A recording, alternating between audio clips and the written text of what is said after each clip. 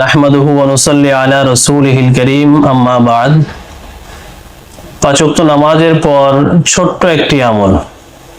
নবীজি সাল্লাল্লাহু আলাইহি ওয়াসাল্লাম বলেন, পাঁচ ওয়াক্ত নামাজের পর 10 বার সুবহানাল্লাহ, 10 বার আলহামদুলিল্লাহ এবং 10 বার আল্লাহু আকবার পড়া, এবং রাতে ঘুমানোর পূর্বে 33 বার সুবহানাল্লাহ, 33 বার আলহামদুলিল্লাহ এবং 34 বার আল্লাহু আকবার পড়া।